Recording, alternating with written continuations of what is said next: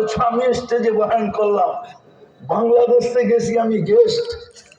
ওই যে পুরানটা, ও গুম দেখা মুসলমান হচ্ছে, গুম দেখা। মুসলমানও যদি আল্লাহর রসুলের আদর্শ থাকতো তাহলে আমাদের পরিবেশ দেখা মানুষ মুসলমান হইতো, চেহারা দেখা মুসলমান হইতো। শেষ কথা, কি চেহারা দেখাবো কালকে আল্লাহকে? কবরে তো প্রথম জিজ্ঞাসা করবে, মা কুনতা তাকুলু ফি হাদার রাজুলি বিমুহাম্মাদিন, ওই ব্যক্তির আদর্শে তুমি কতটুকু আদর্শবান ছিলা? ইমাম বুখারী রহমতুল্লাহ আলাইহি তো বলে, প্রথম প্রশ্ন হবে এই ব্যক্তির আদর্শে তুমি কতটুকু আদর্শবান ছিলা। কি চেহারা দেখাবেন বলেন? এই জন্য আসেন, শেষ জায়গায় চলে আসলাম, সুযোগ হাতের থেকে তওবা করি মন খুইলা। করবেন? কে কে করবেন দেখি? পাক্কা ওয়াদা? হ্যাঁ, তো বলে দেন আল্লাহ অতীত থেকে তওবা করলাম, আমাদের তওবা কবুল করেন, আমাদের গুনাহ মাফ করে দেন। আমার বাকি তিনটা কাম করতে হবে। বিশেষ করে যুবকদের পায়ে হাত দিয়া বলবো, সবাইকে ব্যক্তি যে অগ্রিম জামিন নিয়ে নেয়, আগাম জামিন যে নিয়ে নেয়, হয়তো ঘুমের থেকে আর নাও উঠতে পারে, সকাল মিলল আবার তওবা করেন, হতে পারে আজকে সূর্য ডোবা নাও দেখতে পারে।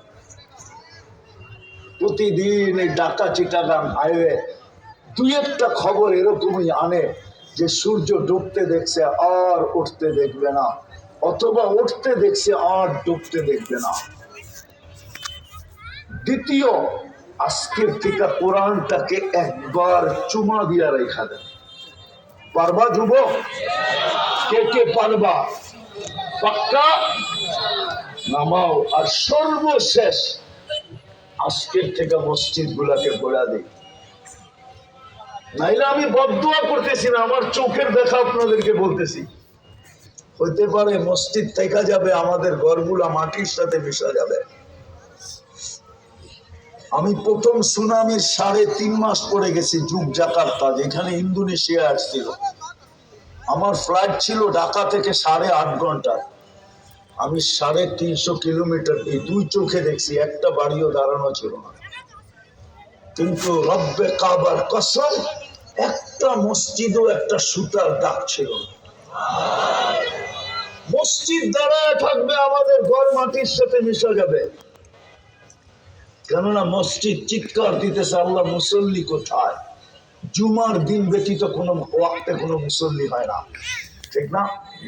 জুমার দিন সামান্য কিছু মুসল্লি হয়, ঠিক না?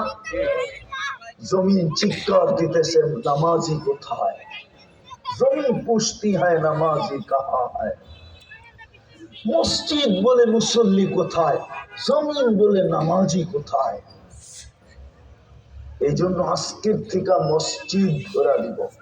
পারবেন? আর ছাড়বো না নামাজ, পাক্কা? আল্লাহ আমাদেরকে আমল করার তৌফিক দান করেন। ওমা আলাইনা ইল্লাল বালাগ। মেহেরবানি, কেউ মুসাফা